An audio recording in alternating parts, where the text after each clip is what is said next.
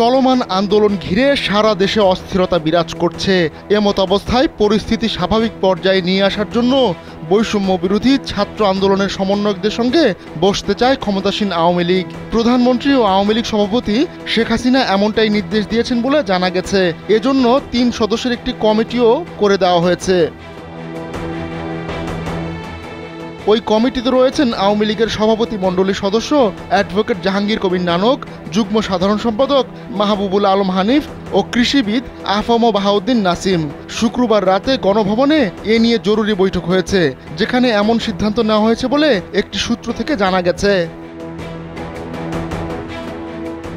বৈঠকে উপস্থিত ছিলেন সাধারণ সম্পাদক ওবায়দুল কাদের।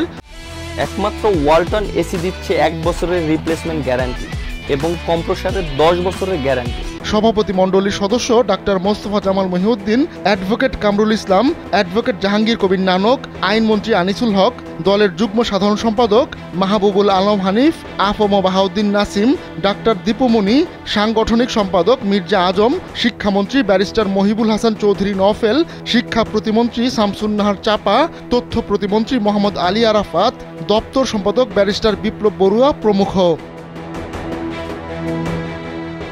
এ সময় বৈঠকে নানা বিষয় নিয়ে আলোচনা হয়েছে। শিক্ষার্থীদের দাবি প্রসঙ্গে জানা গেছে, আগে থেকেই আওয়ামী লীগ থেকে বলা হচ্ছে শিক্ষার্থীদের দাবির সঙ্গে তারা একমত।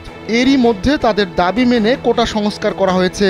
হতাহতের ঘটনায় সঠিক তদন্তের জন্য বিচার বিভাগীয় তদন্ত কমিটি গঠন করা হয়েছে। এর সঠিক বিচারও হবে। বৈঠকে নেতারা বলেছেন, শিক্ষার্থীদের আন্দোলনে আওয়ামী লীগের কোনো আপত্তি নেই, তারা আন্দোলন করছে করুক, তবে তৃতীয় পক্ষ যেন তাদের ব্যবহার করে সুবিধা আদায় করতে না পারে সেদিকে সজাগ ও সতর্ক থাকতে হবে। ধৈর্য ধরে পরিস্থিতি পর্যবেক্ষণ এবং মোকাবেলার জন্য নির্দেশনা দিয়েছেন দলের সভাপতি। শিক্ষার্থীদের ওপর কেউ যেন কোনো অন্যায় আচরণ না করে সে নির্দেশনাও দিয়েছেন তিনি। বৈঠকের বিষয়ে জানা গেলেও আন্দোলনকারী সমন্বয়কদের সঙ্গে কিভাবে বা কখন বসবে সে বিষয়ে কোনো ধারণা পাওয়া যায়নি। এদিকে বৈষম্য বিরোধী ছাত্র আন্দোলনের নতুন কর্মসূচি অনুযায়ী শনিবার সারা দেশে বিক্ষোভ করছে তারা। একই সঙ্গে রোববার থেকে সর্বাত্মক অসহযোগ কর্মসূচি ঘোষণা করা হয়েছে। শুক্রবার এক ভিডিও বার্তায় বৈষম্য বিরোধী ছাত্র আন্দোলনের অন্যতম সমন্বয়ক আব্দুল হান্নান মাসুদ এ কর্মসূচি ঘোষণা দেন। তিনি বলেন, সারা দেশে ছাত্র নাগরিকদের শান্তিপূর্ণ আন্দোলনে হামলা করে খুনের প্রতিবাদ ও 9 দফা দাবিতে শনিবার সারা দেশে বিক্ষোভ মিছিল ও রোববার থেকে সর্বাত্মক অসহযোগ আন্দোলনের ডাক দেওয়া হলো। আহমদুল্লাহ শিকদার, কালবেলা ডেস্ক।